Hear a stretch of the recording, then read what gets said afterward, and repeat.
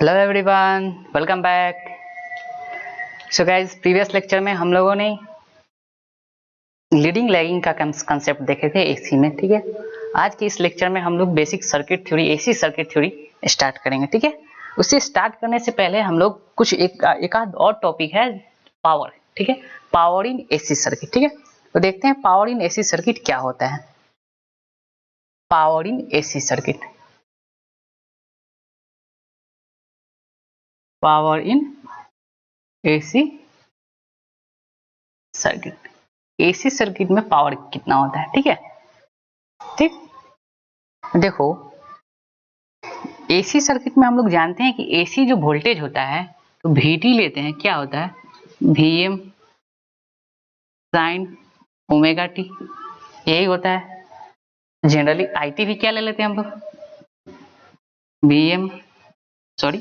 IM sign omega T, current का equation हो गया। ठीक, इंस्टेंटेनियस इक्वेशन। VM क्या है, मैक्सिमम पीक वोल्टेज। IM क्या है, मैक्सिमम पीक करंट। ओमेगा क्या है, एंगुलर फ्रीक्वेंसी। ठीक है, इस सब चीज इस बारे में हम लोग पढ़ चुके थे। ठीक है, तो किसी भी एसी सर्किट में जो पावर होता है, पावर इन एसी सर्किट, ठीक है, अगर these are the instantaneous voltage in instantaneous current in AC circuit, कोई भी सर्किट हो एसी सर्किट, ठीक है, जैसे कोई भी सर्किट ले लेते हैं। ठीक है, कोई भी यहाँ पर नेटवर्क होगा, ठीक, यहाँ पर, ठीक है, जब इसको हम लोग एसी से जोड़ते हैं, ठीक, एसी सप्लाई देते हैं तो करंट भी इंस्टेंटेनियस करंट जाता है। ठीक, ये VT होगा। ठीक, एसी वोल्टेज और करंट भी कैसा होगा, एसी करंट हो, है ना। ठीक है, तो यह जो एलिमेंट होगा, यह क्या क्या हो सकता है, R भी हो सकता है, L भी हो सकता है, C भी हो सकता है, या RL हो सकता है, RC हो सकता है, RLC हो सकता है ना। ये सारा एलिमेंट इसमें आ सकता है, कोई भी हो सकता है। ठीक है, तो किसी भी सर्किट में हम लोग जो पावर निकालते हैं, ठीक, तो PT बराबर क्या हो जाएगा, PT। चलो ठीक, चलो इसको इरेज करते हैं। ठीक है, PT बराबर जो होगा पावर, इंस्टेंटेनियस पावर, यह होता है VT इंटू IT। क्या होता है, VT इंटू IT। ठीक है, VT इंटू IT। अब देखो रखते हैं, VT को रखेंगे VM sine omega T, IT को रखते हैं तो क्या होगा IM साइन ओमेगा टी, है ना।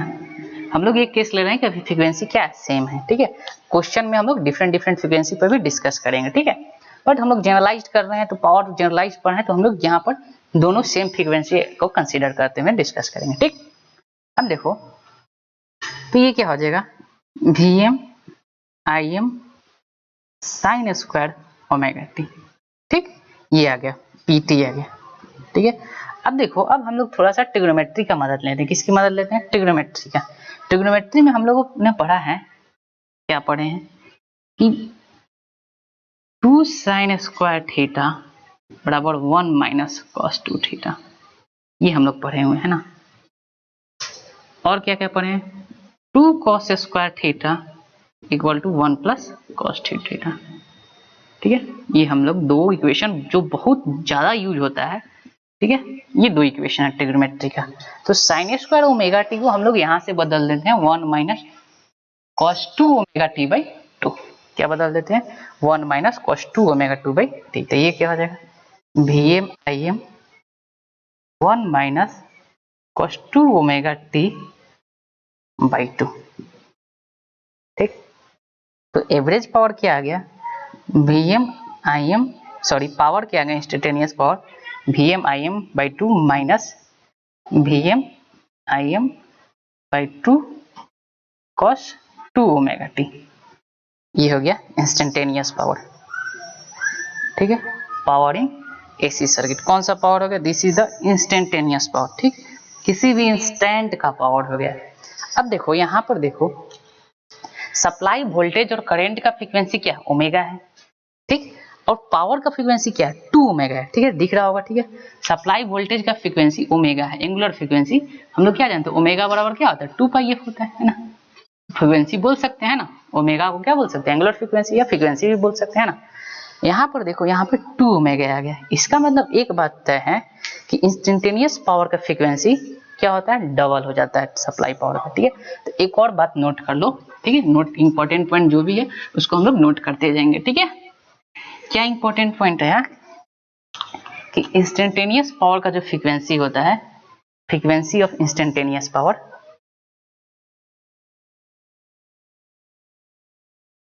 Frequency of instantaneous power is double.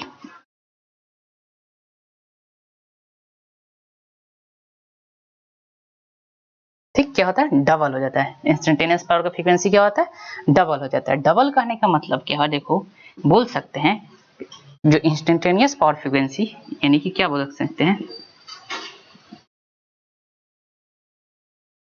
Instantaneous power frequency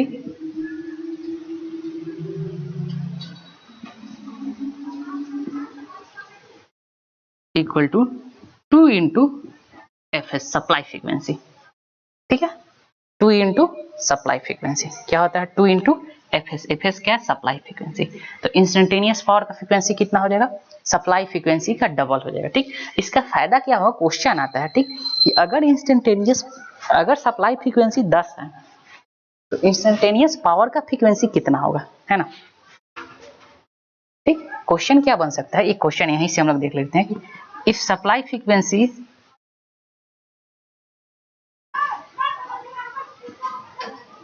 frequency is 50 hertz, मान लो 50 हर्ट्ज, इंडिया में कितना सप्लाई होता है, 50 हर्ट्ज का होता है।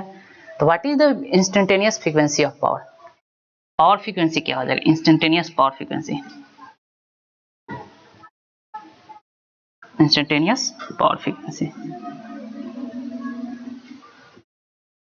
ये कितना होगा, तो ये होता है 2fs, 2 इंटू 50 कितना हो गया, 100 हर्ट्ज हो गया, 100 हर्ट्ज। ठीक है, तो ये हम लोग इसका यूज करते हैं। ठीक, अब देखो हम लोग जो है यहाँ पर ये इंस्टेंटेनियस पावर है ठीक, लेकिन हम लोग जो सर्किट में पावर लेते हैं वो जनरली किसके बारे में बात करते हैं, एवरेज पावर की बात करते हैं। ठीक है, हम लोग डिस्कस करते हैं एवरेज पावर की। ठीक है, यानी कहने का क्या मतलब हुआ कि इसका हम लोग को एवरेज वैल्यू निकालना होगा। ठीक, तो एवरेज वैल्यू कैसे निकालते हैं, वन टाइम पीरियड में हम लोग निकालते हैं। ठीक, हो गया, इरेज करें। ठीक, चलो हम लोग क्या निकालना, एवरेज पावर। ठीक है, एवरेज पावर क्या होगा, तो पी एवरेज बराबर जो होगा, पी एवरेज बराबर वो क्या होगा, 1/t 0 से t pt dt। एवरेज निकालना सीखा है, किसी भी फंक्शन का एवरेज वैल्यू कैसे निकालते हैं, पी एवरेज बराबर 1/t 0 से t pt dt। यह क्या दे देगा, एवरेज वैल्यू दे देगा। ठीक, यानी कि टाइम पीरियड देखो हम जो फंक्शन लिए थे साइन कॉस का फंक्शन लिए थे, है ना, तो हो गया होगा। चलो इरेज करते हैं। हमने जो फंक्शन लिया था वो कौन सा फंक्शन लिया था, साइन और कॉस का फंक्शन लिया था। तो साइन कॉस का टाइम पीरियड क्या होता है, 2 पाई होता है। ठीक, यानी कि टाइम पीरियड क्या होता है, टाइम पीरियड क्या आ जाएगा, 2 पाई। तो ये क्या हो गया, पी एवरेज 1/2 पाई 0 से 2 पाई पीटी। पीटी क्या है, this Vm Im/2 minus Vm Im/2 cos 2 omega T और ये dt, sorry D omega T लिखो, क्योंकि यहाँ पर क्या ओमेगा टी वेरिएबल है, डी ओमेगा टी। ठीक, क्या डी थीटा अगर आएगा तो थीटा के रिस्पेक्ट में करेंगे। ठीक, जैसे हम लोग लिखते क्या साइन थीटा, तो डी थीटा लिखते हैं, तो यहाँ पर क्या ओमेगा टी है, तो यहाँ पर डी ओमेगा टी हो जाएगा।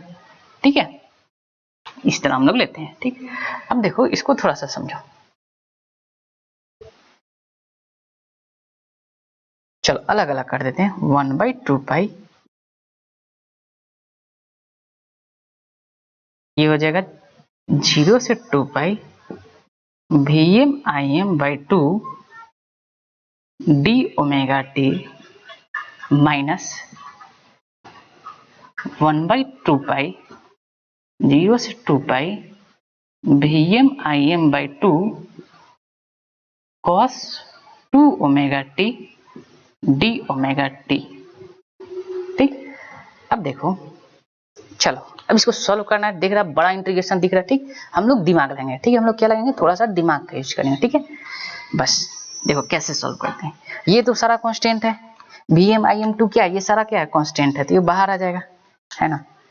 ठीक, तो ये इसका इंटीग्रेशन क्या हो जाएगा, सिंपल Vm Im/2 इंटू 2π/2π, नीचे भी क्या है बाई 2π है, तो 2π कैंसिल, माइनस इसका करके देखो 1 टाइम पीरियड के बीच निकालना है, तो कॉस का फंक्शन है, ध्यान से देखो हम बता रहे हैं कॉस का फंक्शन है, सॉल्व नहीं करेंगे, ग्राफ में कॉस का ग्राफ कैसा होता है,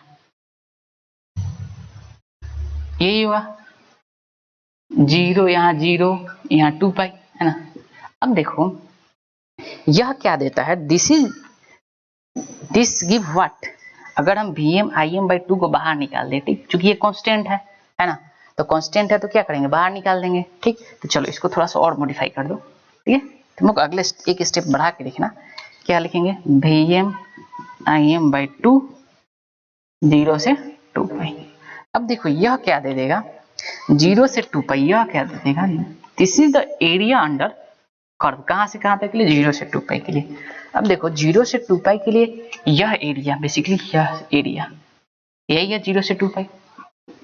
अब बता चुके हैं कि जितना एरिया इसका होगा उतना ही एरिया इसका होगा, इन दोनों के एरिया के बराबर इतना है, तो यह दोनों पॉजिटिव यह निगेटिव, तो नेट ए नेट कितना, ए एरिया कितना हो गया, नेट एरिया कितना हो गया, 0 हो गया, इसका मतलब इस पूरा का वैल्यू कितना आ गया, 0। ठीक, यानी ये होल टर्म क्या हो जाएगा, ये होल टर्म 0 हो जाएगा। ठीक है, ये होल टर्म क्या हो जाएगा, 0 हो जाएगा। ठीक, क्योंकि एरिया ही क्या हो जाएगा, 0 हो जाएगा, 0 हो जाएगा, तो ये होल टर्म क्या हो जाएगा, 0 हो जाएगा। ठीक है, इसका मतलब सिर्फ क्या बचा, Vm/2, Vm Im/2, ये हो गया P एवरेज, क्या हो गया, P एवरेज। ठीक है, इसको और क्या लिख सकते हैं, ठीक है, P एवरेज को और क्या लिख सकते हैं, Vm को क्या लिख सकते हैं, RMS के टर्म में, इसको लिख सकते हैं Vm/√2 इंटू Im/√2 लिख सकते हैं, और ये Vm/√2 क्या होता है, this is what, VRMS IRMS, ये होता है एवरेज पावर। आगे देखेंगे कि अगर लीड लैग रहेगा, ठीक, तो उसमें एक cos phi एक्स्ट्रा टर्म आ जाएगा। ठीक है, आगे देखेंगे हम लोग कि अगर एंगल रहेगा तो cos phi एक एक्स्ट्रा टर्म आ जाएगा। ठीक है, किस कंडीशन में हम लोग देखेंगे। ठीक है, यह जो एवरेज, यह जो पावर होता है किस में डिसिपेट होता है, रेसिस्टेंस में, इंडक्टर में या कैपेसिटर में, नहीं, सिर्फ एंड सिर्फ रेसिस्टर में। ठीक है, इलेक्ट्रोडायनामिक्स के इनिशियल सीरीज में हम बता चुके हैं। ठीक है, जो भी एब्जॉर्बिंग एलिमेंट होता है, एनर्जी एब्जॉर्बिंग एलिमेंट कौन कौन सा होता है, रेसिस्टर, इंडक्टर और कैपेसिटर। ठीक, तो सिर्फ जो रेसिस्टर होता है एनर्जी को डिसिपेट करता है, हीट के फॉर्म में यूटिलाइज करता है। ठीक है, बाकी इंडक्टर और कैपेसिटर एनर्जी को क्या करता है, स्टोर करता है। ठीक है, ये हम पहले बता चुके हैं। ठीक, अब देखो, अब थोड़ा इसका ग्राफ देख लेते हैं, ग्राफ से हम लोग कैसे, ठीक है, ये आ गया VRMS IRMS। ठीक, या इसको और लिख सकते हैं, ये किस में, यह जो पावर किस में डिसिपेट होगा, सिर्फ रेसिस्टेंस में। तो अगर रेसिस्टेंस है तो I² IRMS का स्क्वायर बाई इंटू R, ये भी पावर होता है।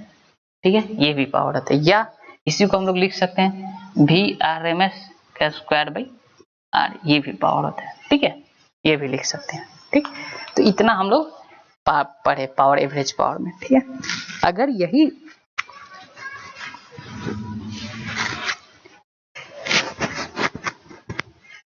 क्या बोल रहे थे, अगर यही फंक्शन कुछ अलग होता, चलो देख लेते हैं। ठीक, ये कब आया, यह एवरेज पावर कब आया,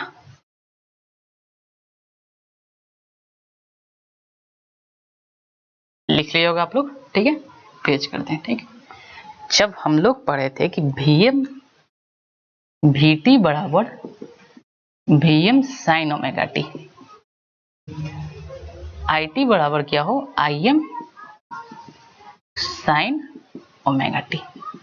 ठीक, मतलब बोथ आर इन फेज, इन दोनों से देखने से क्या पता चल रहा है, बोथ आर इन फेज, दोनों क्या है, both are in phase, both are in phase, दोनों किस में है, फेज में है। तो इस कंडीशन में बोथ जब दोनों फेज में है तो P एवरेज जो आया वह क्या आया, Vm Im/2 या VRMS इंटू IRMS। ये आया, ठीक है।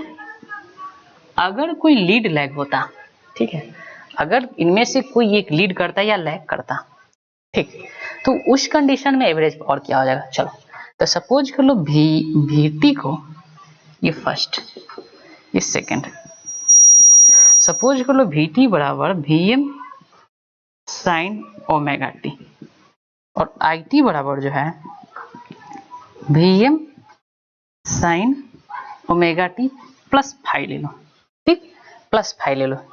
कहने का मतलब क्या है, प्लस फाइव मतलब करंट लीड कर रहा है वोल्टेज से, है ना, प्लस फाइव है तो करंट क्या कर रहा है, लीड कर रहा है, ठीक। लीड लैग का कंसेप्ट आना चाहिए, ठीक। कितना से, देखो दोनों साइन का फंक्शन है, दोनों सेम है, और कितना आ गया प्लस फाइव, मतलब लीड कर रहा है। इस कंडीशन में, इसकी सिचुएशन में जो पी एवरेज आएगा वो होगा VM I M by two cos phi, ठीक है, VM I M by two cos phi, या यह हो जाएगा V R M S I R M S cos phi, इस कंडीशन में आएगा इसमें, ठीक है। क्या आएगा, V R M S I R M S cos phi, ठीक है। आई होप आप लोग को पावर का कंसेप्ट समझ में आया होगा, ठीक है। इरेज करें, चलो, ठीक। अब देखो थोड़ा सा ग्राफ देख लेते हैं, ठीक। चलो इसका ग्राफ देख लेते हैं इन दोनों का, ठीक है। हम अभी क्या बताएं कि जो पावर का फ्रीक्वेंसी होता है वो डबल हो जाता है, इंस्टेंटेनियस पावर का फ्रीक्वेंसी जो होता है वो double the supply frequency, supply frequency क्या होता है, डबल हो जाता है। यानी कहने का मतलब क्या हुआ कि यह ओमेगा है तो इंस्टेंटेनियस पावर का फ्रीक्वेंसी क्या हो जाएगा, 2 ओमेगा हो जाएगा, ठीक। अब देखो चलो वीटी लिखो, both are in phase, sine का कर्व है,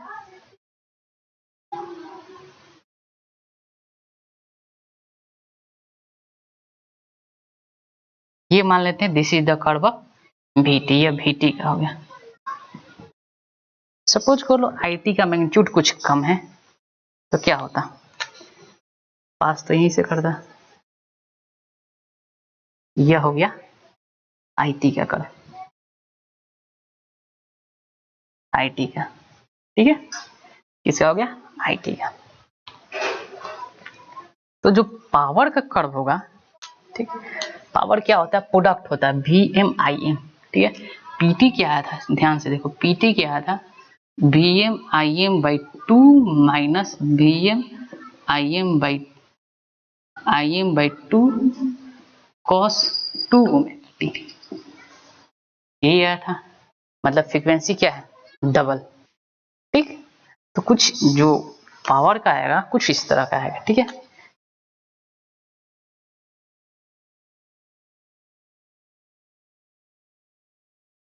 ठीक, मतलब फ्रीक्वेंसी क्या होगा, डबल हो गया, ठीक है। ये पावर का ग्राफ हो जाएगा, ठीक है।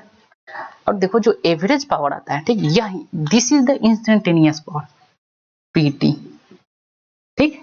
देखो जब cos 2 ओमेगा यह पूरा जब 90 डिग्री या 0 डिग्री हो जाए, टी इक्वल टू 0 पे देखो क्या हो जाएगा, पीटी 0 हो जाएगा, तो एवरेज मतलब ये वेरिएशन हो रहा है, घट बढ़ रहा है, ठीक है। एवरेज पावर क्या है, घट बढ़ रहा है, ठीक। लेकिन अगर हम एवरेज पावर की बात करें, पी एवरेज की बात करें, पी एवरेज यह क्या होता है, V M I M by two, या इसी को हम लोग लिखते हैं V R M S I R M S, ठीक। यह क्या है, एकदम कांस्टेंट है, वी एम भी कांस्टेंट, आई एम भी कांस्टेंट, टू भी कांस्टेंट, यानी एवरेज पावर कहीं कांस्टेंट आता है, ठीक। मान लो ये एवरेज पावर हो गया, this is the P average, यह जो ग्राफ होगा पी एवरेज होगा कांस्टेंट, ठीक है, यह पी एवरेज का ग्राफ होगा, ठीक है। आई होप ये कंसेप्ट आप लोग को समझ में आया होगा, ठीक है। ये ग्राफ एक रफ आइडिया दिए हैं, है ना, ठीक। न्यूमेरिकल में हम लोग देखेंगे कैसे इसको ड्रॉ करते हैं, है ना, ठीक। चलो ठीक है, मूव करते हैं नेक्स्ट टॉपिक में, है ना। आई होप यहाँ तक आप लोगों को कोई डाउट नहीं होगा, ठीक है। कोई डाउट आता भी है तो आप लोग डायरेक्ट कांटेक्ट कर सकते हैं ना, साइट पे नंबर है, ठीक है, मैसेज कर सकते हैं ना, व्हाट्सएप में मैसेज कर सकते हैं, टेलीग्राम पे मैसेज कर सकते हैं, ठीक है। चलो अब हम लोग आगे बढ़ते हैं एसी सर्किट में, ठीक है। अब हम लोग एसी सर्किट थ्योरी पढ़ते हैं, ठीक है। ऑलमोस्ट जितना भी बेसिक जो रिक्वायरमेंट होता है एसी सर्किट को पढ़ने के लिए, वो सारा चीज हम लोग पढ़ चुके हैं। ठीक है,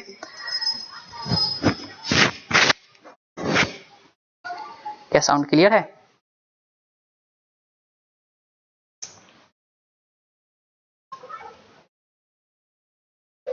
चलो अब हम लोग एसी सर्किट थ्योरी पढ़ते हैं। एसी सर्किट थ्योरी,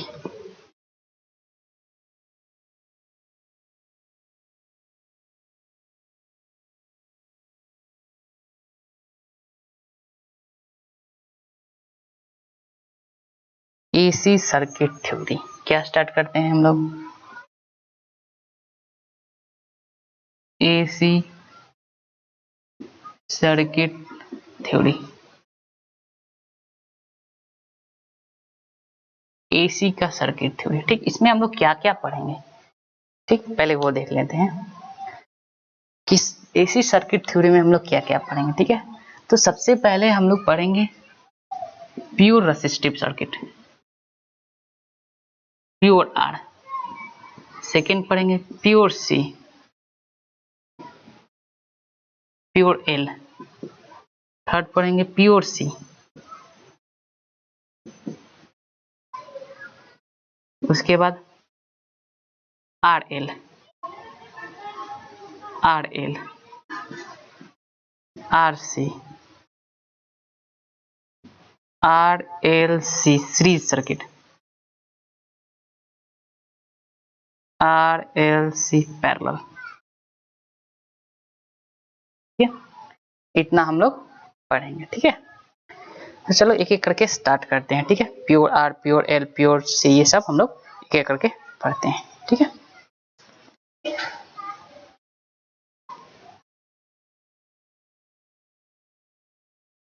तो हम लोग देखते हैं एक एक करके pure R, pure L, pure C, pure R L, R L C series, R L C parallel. उसके बाद इसमें ढेर सारा हम लोग रेजोनेंस कंडीशन देखेंगे। ठीक है, चलो ठीक, इसको स्टार्ट करने से पहले थोड़ा सा हम कॉम्प्लेक्स थ्योरी देखते हैं। ठीक है, कि अगर हम लोग कोई भी कॉम्प्लेक्स नंबर लिखते हैं z बराबर a प्लस आई बी के फॉर्म में लिखते हैं। ठीक, a plus I B.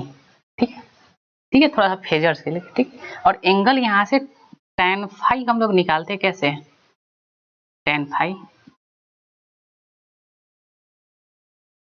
b by ए, ऐसे निकालते हैं, है ना?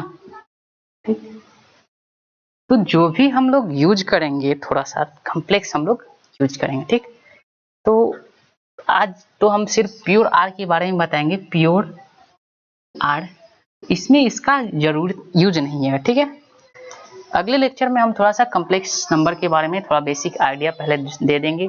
उसके बाद capacitive, inductive, R L, R C, R L C, ये सब डिस्कस करेंगे। ठीक है, ये बेसिकली क्या करता है, न्यूमेरिकल को इजी कर देता है, सॉल्व करने में इजी होता है। ठीक है, चलो आर देखते हैं। ठीक, प्योरली आर, अगर प्योरली रेसिस्टिव यानी सिर्फ कैसा लोड है? रेसिस्टेंस है। सप्लाई क्या है? एसी सप्लाई है। ठीक, ध्यान रहे यहाँ पे डीसी नहीं, एसी सप्लाई करेंगे। ठीक है, this is the symbol of AC.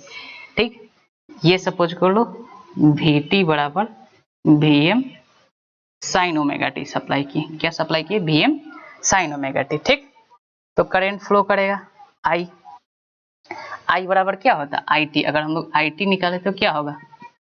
Vt by R, Vt by R. इसको क्या बोलते हैं? रेसिस्टेंस यूनिट क्या होता है? ओम। ठीक है, यूनिट क्या होता है? ओम। ठीक, तो देखो इसको रखेंगे तो ये क्या हो जाएगा? Vm sine omega T by R. तो ये Vm बाई जो आर आया, इसको हम लोग Im बोल देते हैं। Vm बाई जो आर आया क्या बोल दिए? Im, maximum peak voltage. और क्या आ गया? Sign omega T, this is IT। यानी यहां से क्या देखिए कि जो Im आया मेरा मैक्सिमम पीक करंट, वो क्या होगा? Vm by R. ठीक है, ठीक, तो ये आ गया। अब देखो दो इक्वेशन था, एक VMT और एक IMT।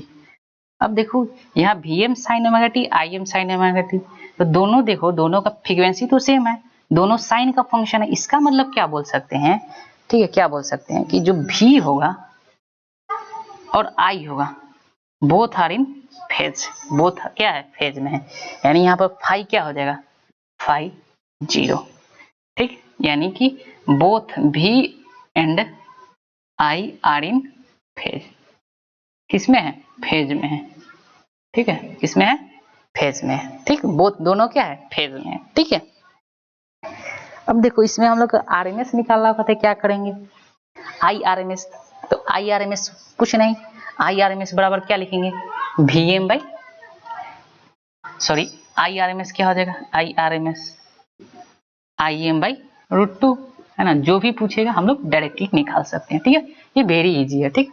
इसमें पावर की बात करते हैं, पावर क्या क्या डिसिपिएट होगा, एवरेज पावर की बात करते हैं, तो देखो हम क्वेश्चन डिस्कस कर दें कि वीएम साइन ओमेगा टी और आईएम साइन ओमेगा टी दोनों सेम, दोनों मतलब साइन ओमेगा टी रहे, तो इस केस में जो मेरा एवरेज पावर आया था, क्या आया था, एवरेज पावर पी एवरेज क्या आया था, वीएम आईएम बाई 2 या V R M S into I R M S, ठीक। अब देखो ये तो हो गया थ्योरी की बात, छोटा छोटा थ्योरी है, ठीक, ये तो थ्योरी की बात। अब क्वेश्चन में कैसे पूछता है, ठीक, क्वेश्चन में क्या पूछता है, चलो वो डिस्कस कर लेते हैं, वो इंपॉर्टेंट है, ठीक। क्वेश्चन में क्या करता है,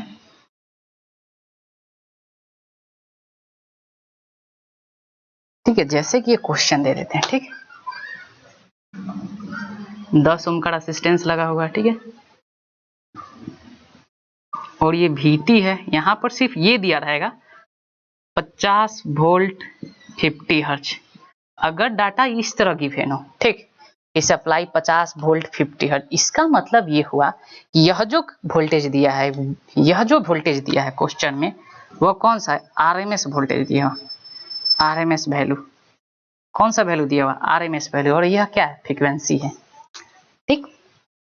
तो अब हमसे पूछेगा करंट, करंट आरएमएस करंट या मैक्सिमम करंट, है ना, तो जो भी हम करंट निकालेंगे तो आरएमएस वैल्यू दिया हुआ तो आरएमएस करंट ही निकालेंगे, तो आरएमएस करंट क्या हो जाएगा, आई आरएमएस, यह हो जाएगा वी आरएमएस बाई आर, ठीक, तो वी आरएमएस कितना है 50, आई आरएमएस आर कितना है 10, 5 एम्पियर, ये आरएमएस करंट हो गया, ठीक है। तो अगर क्वेश्चन में पीक वैल्यू पूछे, पीक वैल्यू ऑफ करंट कितना, मैक्सिमम वैल्यू कितना फ्लो कर रहा है ना, यानी पीक वैल्यू, आईएम की बात करें तो क्या हो जाएगा, I R M S √2, I R M S √2, यानी कितना हो जाएगा 5√2 ampere, this is the peak value, ठीक है।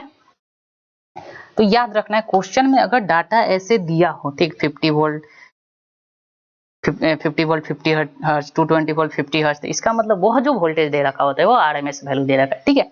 करंट भी दिया रहेगा, ठीक, 2 एम्पियर करंट फ्लो कर रहा है ना, इसका मतलब वह जो करंट दिया है, ठीक, जब तक कि मेंशन ना हो कि वह पीक वैल्यू है, तब तक हम लोग को क्या लेना है, आरएमएस वैल्यू ही लेना है, ठीक है। सो आई होप ये क्वेश्चन समझ में आएगा, ठीक है। सो फिर मिलते हैं हम लोग अगले लेक्चर में, ठीक, इसके अगले नेक्स्ट कंसेप्ट के साथ, ठीक है। बस आप लोग थोड़ा सा क्या कीजिएगा, कॉम्प्लेक्स एक बार बेसिक जो होता है आर्गुमेंट निकालना, ठीक है, एंगल कैसे निकालते हैं, ठीक है, उसको सॉल्व कैसे करते हैं, बस बेसिक जो कॉम्प्लेक्स थ्योरी देख लीजिएगा, ठीक है, कॉम्प्लेक्स नंबर का, ठीक, हम लोग उसको थोड़ा सा यूज करेंगे, ठीक, ज्यादा नहीं, बहुत थोड़ा सा, क्योंकि सिलेबस में नहीं है, बस सॉल्व करने के लिए न्यूमेरिकल हम लोग थोड़ा सा उसका यूज करेंगे, ठीक है। सो आई होप आज का लेक्चर आप लोग को अच्छा लगा होगा, ठीक है। सो फिर मिलते हैं अगले लेक्चर में, तब तक के लिए धन्यवाद।